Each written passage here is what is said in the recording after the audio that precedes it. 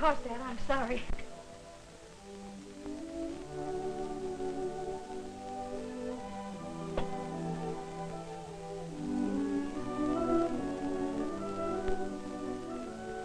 Thank you.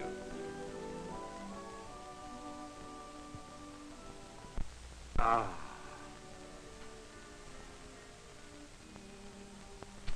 It's marvelous. Just wonderful. So much vitality. So well rounded out. So alive. So many-sided. And it's mine. He's mine. I can't believe it's possible. What are you talking about? Jerry. Jerry Spencer, of course. Jerry? Well, I was talking about this blend of coffee we've just put out.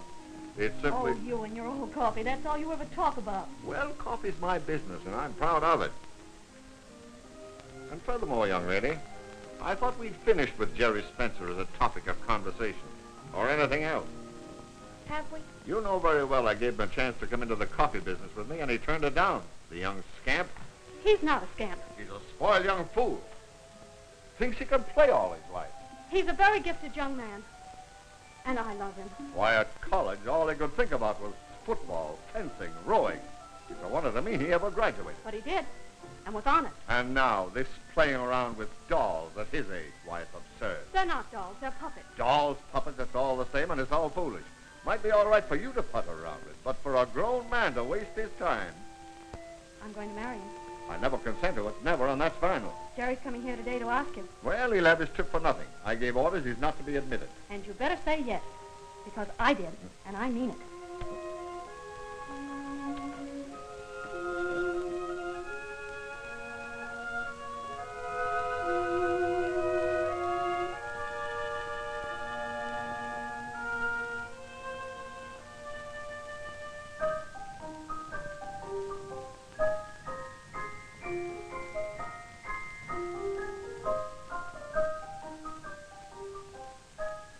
Jerry, I might have known it was you. Doesn't it look like me? It was meant to. I made one of Donna, too. See?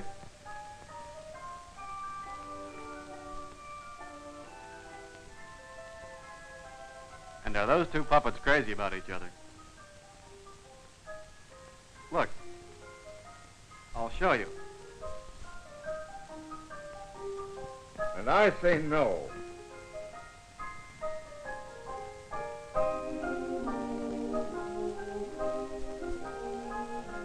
There. Now see what you've done. Jerry, you're incorrigible. How did you get in here, anyway? Oh, I just, You think that coffee is a dull dollar and cent business, but you're wrong. Don't you suppose there's beauty and romance and adventure in coffee? Yes, and literature and history, too. Somebody to take life seriously. But I am serious. I love Donna, Mr. Atwell, and she loves me. And I'm sure I could make her happy. Sure. By playing around with dolls, I suppose. Son, why don't you ever grow up? Forget all this nonsense. I like you. You know that. Come into my business with me. Oh, I know. I promised Donna I would. And I promised her you wouldn't.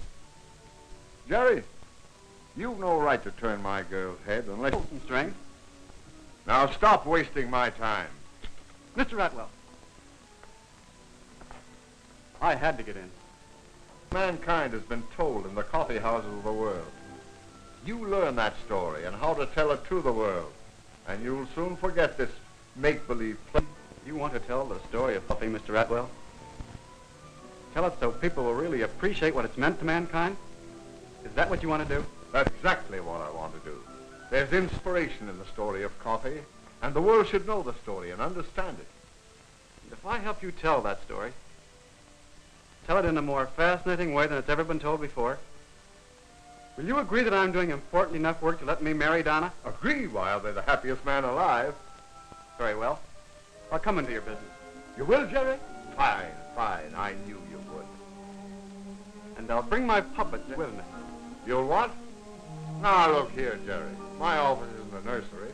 You can play around with those things on the outside, but... But, Mr. Atwell, you don't understand. I understand there's no place in my business for Oh, puppets. but there's a place for the puppets, sir. Why, they're going to tell the story of coffee so that millions of people, children and grown-ups will listen and enjoy it. Jerry, this is your idea of humor. I was never more serious in my life, Mr. Atwell. I mean it. Look, give me a month. Just 1 month's time to get ready. Then I'll come into your office with my puppet. And when we're finished, if you don't agree that the puppets have earned their right to stay, well, I'll never take another puppet in my hand again as long as I live. Puppets to tell the story of coffee. Why, it's silly. Just 1 month's time, Mr. Atwell. Is it a bargain, sir? Oh, I suppose so.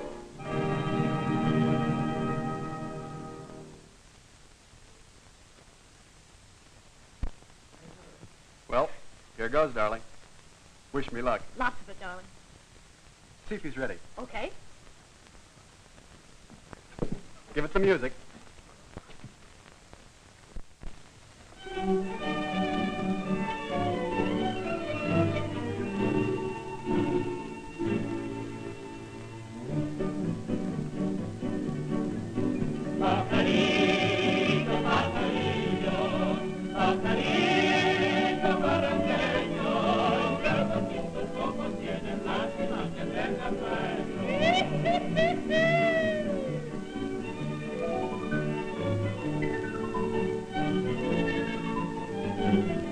Y los pájaros pintos cantan o les apachurro al nido.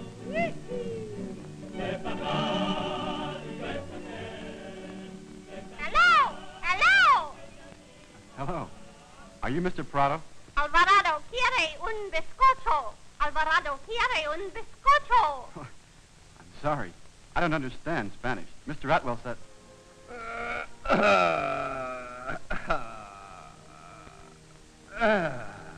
And Alvarado, my parrot, does not understand English. That makes you even, eh? Oh, you say Atwell? Senor Matthew Atwell? Yes. He's my father-in-law. That is, he will be. I'm Jerry Spencer. Miguel Ricardo Don Santos Prado at your service. Please to sit down. I'm down here on a visit.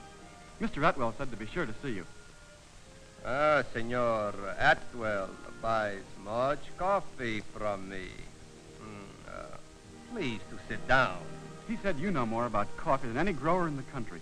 That you could teach me a lot. Matthew is very kind. We begin to teach you now. Lesson number 1. South America is a very polite country. When we have guests, if guests stand, we stand. Miguel Ricardo dos Santos Prado is very, very tired. Please, Jerry Spencer, to sit down. Oh, I beg your pardon.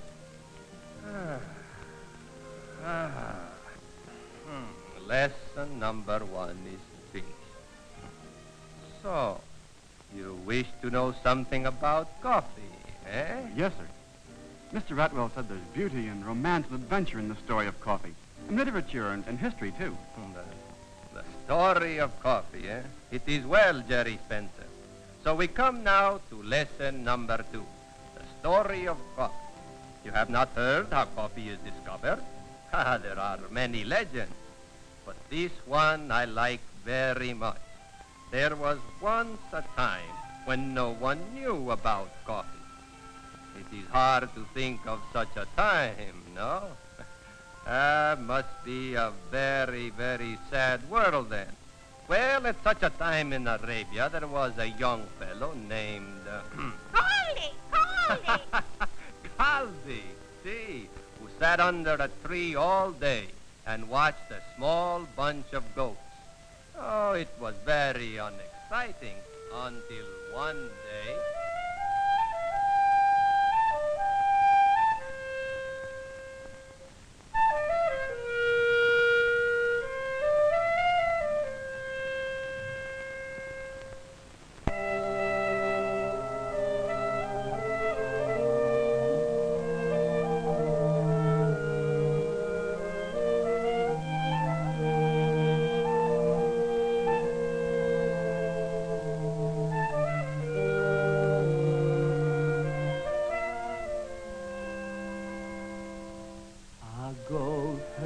I, as you can see, I tend my goats most patiently, but I'm as bored as I can be, for goats are such dull company.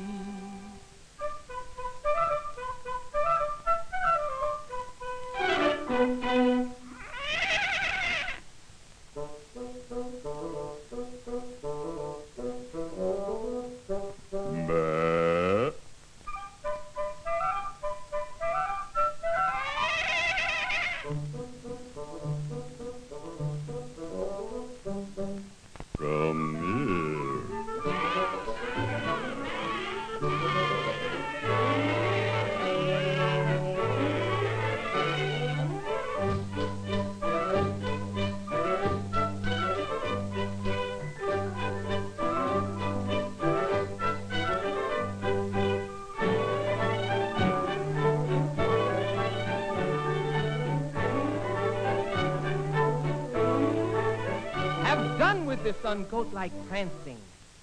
How can I such conduct explain? For if mine own eyes see you dancing, by the beard of the prophet, I'm not sane.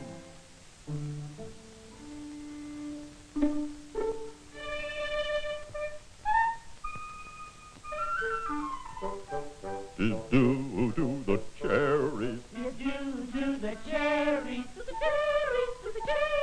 Up on the coffee tree. Up on the coffee tree. I ate them. We ate them. We ate them. And oh, they make me happy as can be. And me, and me, and me, and me, and me. They made us feel so happy that we danced about in glee.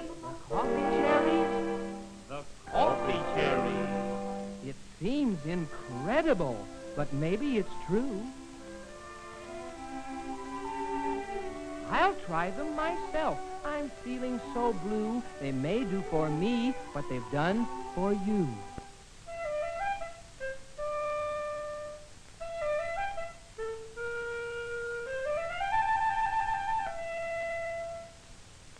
It's true. It's true. It's true. It's true. He ate the coffee cherry and it's true. It's true. It's true. It's true. He ate the coffee cherry and it's true. He ate the coffee cherries upon the coffee tree. He ate the coffee cherries. It's true as you can see. It's true. It's true. It's true. It's true. He ate the coffee cherries and it's true. It's true. It's true. It's true. It's true. He ate the coffee cherries and it's true.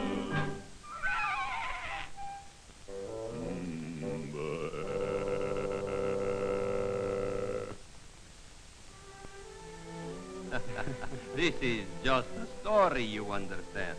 Coffee cherries do not have as much power as that. And how well Caldy and his goats dance, too. There is much dancing in the history of coffee. In the coffee houses of Constantinople were told the stories of Arabian Nights, stories of Scheherazade. In the ballet of Scheherazade, there is a dance of the prince and princess.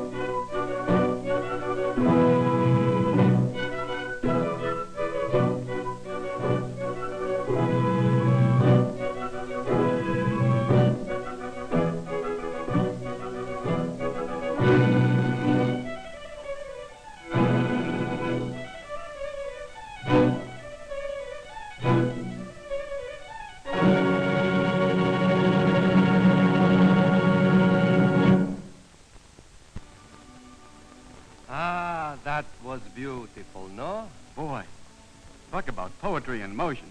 Poetry? He's a poetry in coffee, too. There was a time when coffee houses were like clubs, where big poets and writers came like Oliver Goldsmith and Samuel Johnson, and people of the theater like David Garrick and the great actress Mrs. Siddons, and other people listened while they talked. Ah, it must have been great times to sit around the big table, drink coffee, and see great men and hear stories which the whole world would hear one day.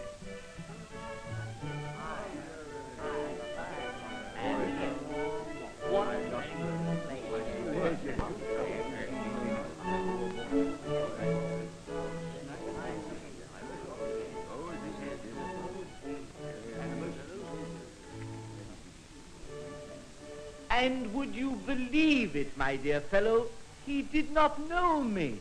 But did you tell him you were the great actor, David Garrick? I bade him look upon me. There was no need for taking my name in vain. Here comes Dr. Johnson. Johnson. It's Samuel Johnson. Here comes Sam Johnson. And Boswell, as usual, at his heels. Gentlemen. Gentlemen.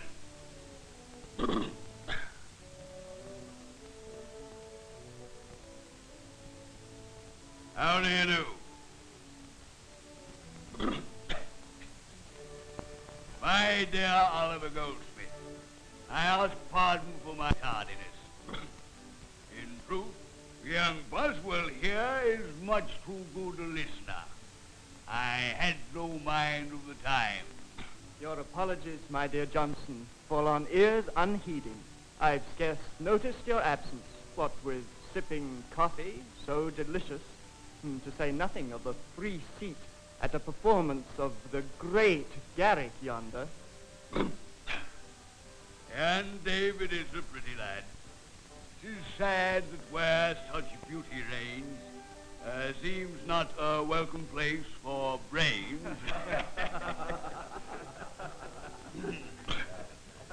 Pray make no note of that, Boswell. The rhyme's not bad, but the meter's faulty. I went my coffee. Didst think I came to... You come to be listened to, I'll be bound. Coffee may please you, but talk's your bread and meat. You're a pert miss. Away with you. 'Tis the ears on your cup that'll listen to your talk, not mine. Egad, I think I'll give that to posterity. Ah, Mrs. Siddons. The actress. Siddons? What does she hear? Gentlemen.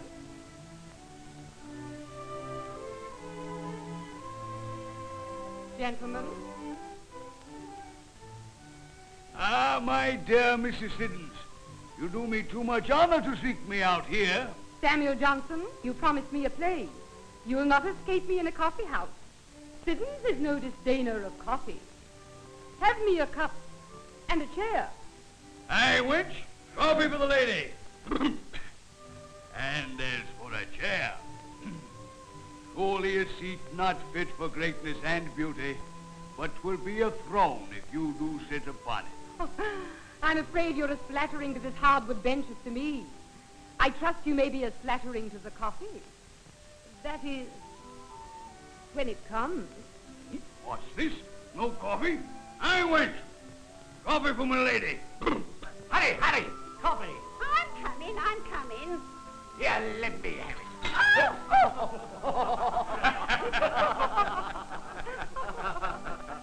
Egad, my lady. The poor girl has fallen before so much greatness and loveliness all in one person. 'Twas too much for her. La, Mr. Johnson.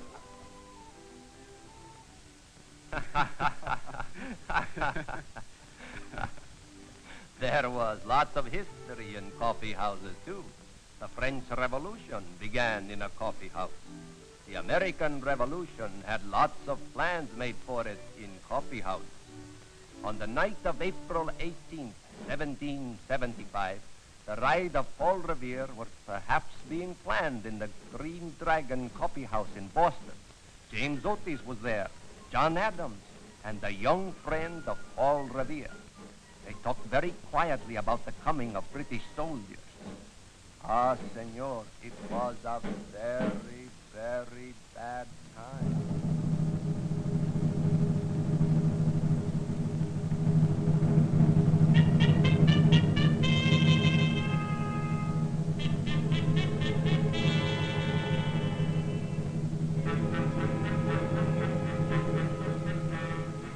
Gentlemen, I have asked Paul Revere to meet us here tonight. I've had news. 2 brigades of redcoats have been ordered to move against us at once. When, Mr. Adams? That I don't know, Mr. Otis, nor by what road. But the situation is desperate. We must resist now or never. You have no question of which it will be. None. The Minutemen have settled that. But we've got to know when they'll strike and where. We haven't a chance otherwise. I wish young Revere would get here. He'll be here, Mr. Otis. He promised to meet me here by 10 o'clock at the latest. Here he is now.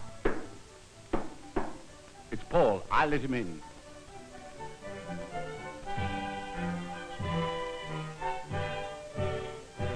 Paul! Thank heaven you've arrived.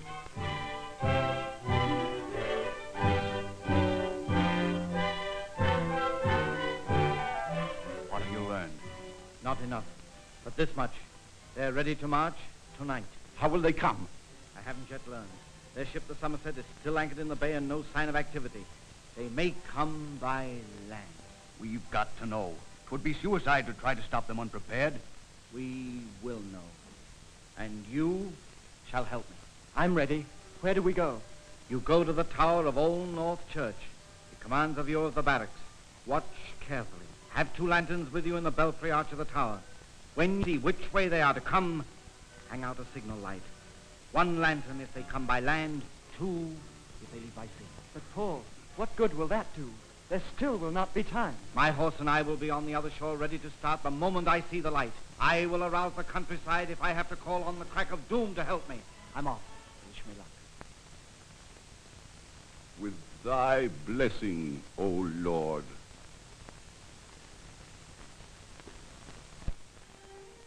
So, Jerry Spencer, coffee and coffee houses played a big part in the history of the whole world. And so we finish lesson number 2. And tomorrow we start lesson number 3, how coffee is grown.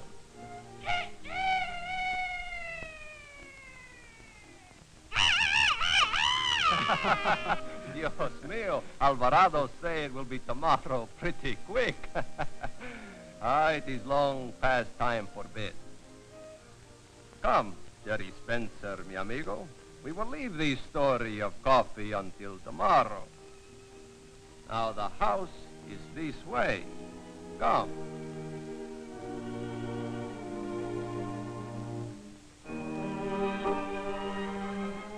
I think he liked it. Gee, I hope so. Shall I ask him? No, don't, Jerry. He'd never say yes if you ask him. Is the show all over? Haven't you had enough? Well, it just didn't seem very long, Then and I you thought... liked it. Now, see here, young lady, I'm not saying I did, and I'm not saying I didn't. I just wanted to know if that was all. No, there's more. I still have to learn how coffee is grown, you know. I'm sure Don Miguel wouldn't be satisfied unless I learned it thoroughly. Yes, that's right. Quite a character, isn't he? How'd you like to meet Don Miguel? As a puppet, I mean. Could I? Is that permitted?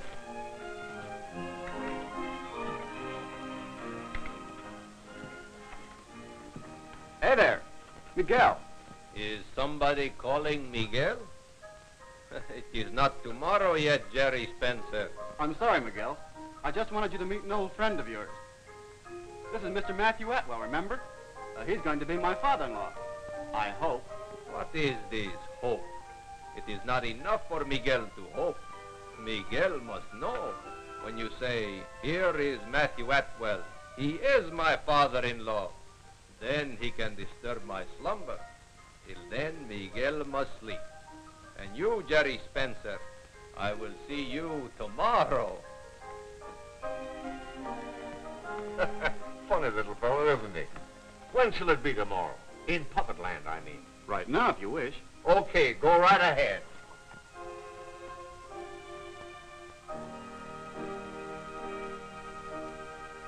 Well, what are we waiting for?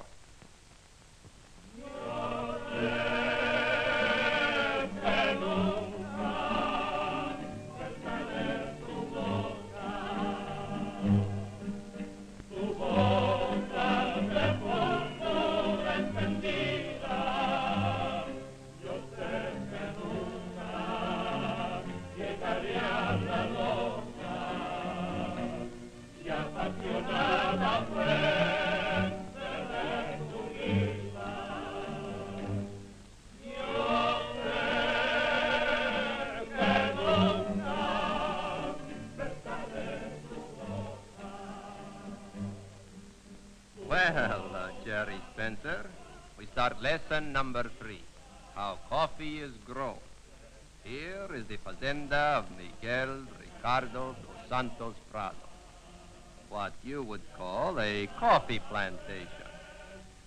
Now, here there are 1 million trees. 1 million? Oh, you think it is many? Some fazendas have 50, 60 million trees. Gosh, why, it doesn't seem possible. Yet there is not one tree planted here where they are grown. Here, see on these carts are small trees from the nursery where they were grown maybe 1 year till it is maybe 18 inches high. See? Then, if it is a good tree, it is transplanted here like these in the orchard. Then how soon does it bear fruit? Coffee cherries appear on the trees in 3 or 4 years. You mean you leave them alone for 3 or 4 years before you start picking? Leave them alone? They are raised like babies. There must be no weeds. There must be all strong branches. There must not be too much sun. It takes lots of people lots of time till the trees produce, and cherries can be picked like these. So this is how coffee beans are picked.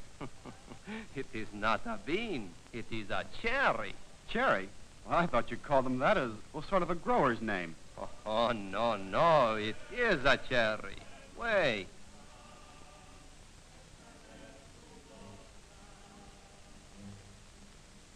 See? Inside the cherry is the coffee bean. Uh-huh.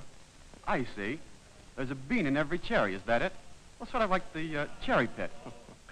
There are 2 beans in each cherry. Here, I'll open it and show you. But that cherry isn't ripe yet, is it? It is ripe. If it is not ripe, it is not picked. Well, there are still flowers on that tree. How can there be ripe fruit on it? Oh, it is sometimes so.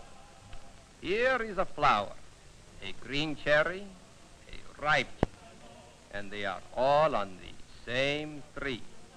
Pickers must pick only cherries that are ripe. To pick a whole tree takes maybe, 6 months. See? Then what happens to the ripe cherries? Well, in a vat, the cherries are soaked in water until they get soft. The soft cherries go in a big machine where they are squeezed a little bit, and the coffee bean comes out the poop, like that. The coffee bean is washed clean. Then it is dried in a big open place in the sun. Now go this way over there and you will see. I will come in 4 or 5 minutes.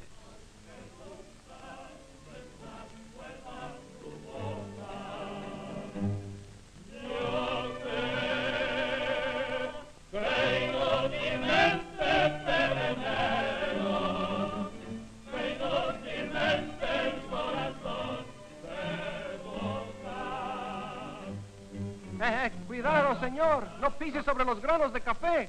Speaking to me, mister? Tonto idiota, le dije que no pise sobre los granos de café. Anda, fuera de aquí, anda. Fuera, fuera. ¿Qué le pasa? Oh, what is happening here? Perdóname, señor Miguel, pero le dije al americano que no pisara sobre los granos de café y no puso nada de atención. Quería pisar sobre los granos. What's it all about, anyway? He says to you, do not walk on the coffee. And right away you walk. It made him angry. And I thought he was calling to me. Sorry, mister. Bueno, muy bien. Adios. Now, Jerry, over here, we continue our lesson.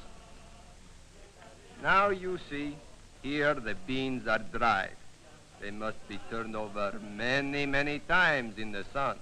It takes maybe 4, 6, or 8 days. And when the beans are dry, then are they ready for market? No, they are not quite ready yet.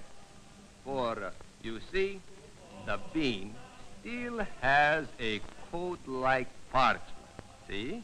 In the warehouse, it goes into a big machine where it is rubbed, and the parchment coat falls off. After this, the coffee must be cleaned, sorted, and in size and in grade. Then it is packed and is ready for market. So, Jerry Spencer, we finish lesson number 3, how coffee is grown. Now, in different places, it is grown different ways. It is picked different ways. It is dry, clean, sorted different ways. But in all ways, coffee makes lots of people happy. And it will make you happy too, I think. Well, I hope so. It's certainly given me a pleasant visit here with you. What's that? Oh, that is the whistle of the riverboat, which tomorrow is to take you to Big Boat, which will take you home. You will like that, eh? Yes. But I'm going to miss you a lot, Miguel. Well, it's been marvelous, and someday soon I'm expecting to see you in New York. Oh, someday I will come. But when one leaves with coffee all of one's lifetime, he sees all of the world. For in all of the world is coffee. Adios, mi amigo.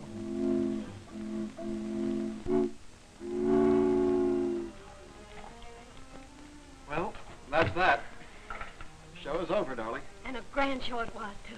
The only question is, does your father think so? Does that look like it? I'm going to ask him. No, wait.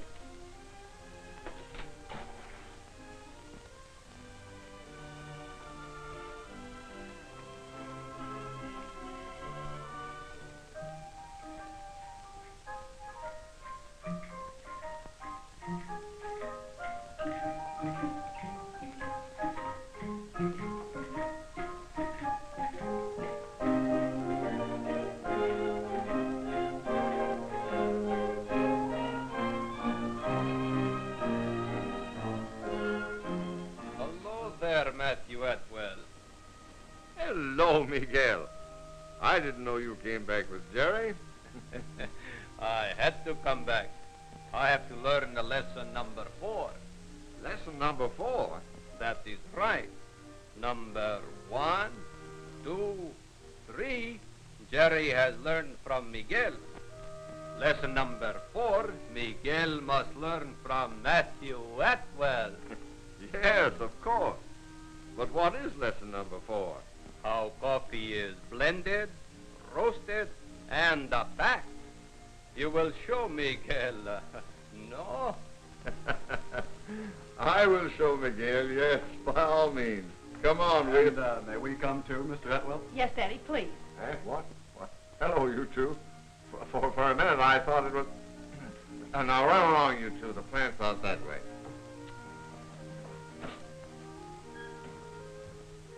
Come on, Miguel. Let's go.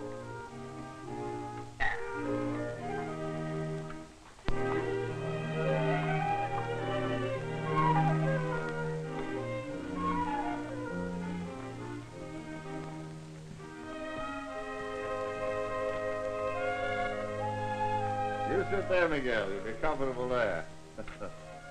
Here we have green coffee just as it comes from the ship. I do believe, Miguel, that this bag is from your plantation. If it is my coffee, it is very good coffee.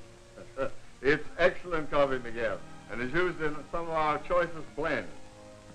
You see, there's green coffee here from a great many parts of the world. For practically all the coffee you drink is blended. And that means that it's made out of several different varieties of coffee. The coffee is roasted before it's blended, isn't it, Mr. Atwell? Oh, no, Jerry, it's... Please do not interrupt. This is lesson number 4, and it will be taught by Matthew Atwell. Senorita Donna, Senor Jerry will listen. No, Donna's right, Jerry. The coffee is blended first, right in there. Green coffee starts on its last journey from this large storage room, where it is brought directly from the dock warehouse. And there it goes into the green coffee chute. Down this chute go the bags of coffee that go to make a full blend. A bag of this variety, 3 bags of another, 2 bags of a third, whatever the blend may be. Down the chute into a huge mixer and cleaner to get rid of any dust that the coffee may have picked up in its long journey. Thoroughly mixed and cleaned, it comes up this conveyor to the receiving hopper at the top of the roaster, where an automatic scale weighs out just the required amount for each roasting. When the roaster is ready for a new batch of green coffee, the operator or roaster man releases the green coffee in the hopper above, and here it is pouring down in a green stream into this huge drum-like oven. The roasting process lasts from 15 to 18 minutes, depending on the type of coffee. The coffee beans are continually tossed around the heating unit so that each bean is evenly roasted. While the roasting is nearing completion, it is carefully examined by an expert operator. This large cooling bin flips up the spill chute, and there you have the roasted coffee in the well-known brown coffee bean. Now I want to show you what roasting does to coffee. See here. Now, here's what that bean looked like when it was green. The roasting process brings out all the delicate flavor-giving qualities in the coffee bean, the fragrant elements that give coffee its distinctive flavor. The coffee beans expand. Aromatic vapors are released. The bean, as you see, is literally blown up to more than twice its green size, with all the flavor and aroma of the coffee imprisoned inside. Keeping this goodness which has been created fresh is part of the coffee packer's problem, because the moment air comes in contact with the coffee beans, they start to lose their strength. And if air continues to reach them, they eventually become stale and flat. In a little while, you'll see how we've solved that problem. By packing this coffee within a very short time after it's roasted and ground in vacuum cans. Cans, that is, from which the air has been removed. And so preserve the freshness of the coffee until it's opened in the home. And now, over there, the coffee is cooling and ready for grinding. Here it is going into a huge bin after it passes into this grinder. Before grinding, the coffee goes through ingenious cleansing mechanisms that remove every particle of foreign matter and leave only the pure coffee that pours down this chute into the packing department on the floor below. And here comes the coffee to its last operation, weighing and packing in vacuum cans. No hands touch either can or coffee from the time the can starts its journey until it's filled, sealed, and ready for packing in cases. There go the cans, each filled with exactly the right amount of freshly ground coffee. Then out they go to make room for another batch of 4 cans, while the filled cans pass on to a clincher where the cover is loosely attached. And right here comes the very important contribution of modern science to the enjoyment of coffee: packing in vacuum cans. After the covers are put on, the can enters this chamber, and just before the cover is hermetically sealed onto the filled can, an ingenious suction device draws the air out of the can, leaving the freshly roasted coffee surrounded only by its own elements, and no air to rob it of its flavor and aroma. So here we come to the end of the coffee packing story, the end of lesson number 4, Miguel, with freshly roasted coffee still retaining all its delicious quality in a can that keeps it that way. Here, let me show you.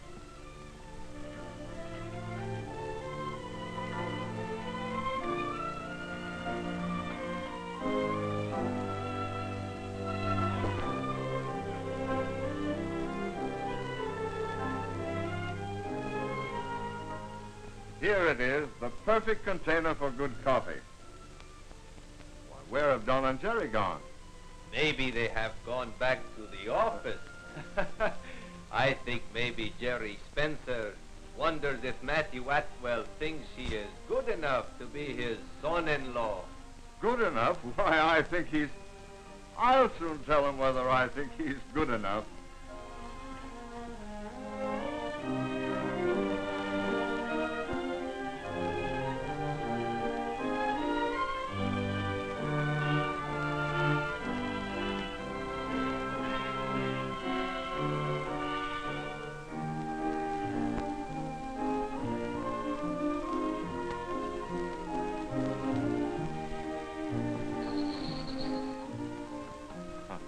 I suppose I have been a bit of a fool about all this, but I did it because I loved you.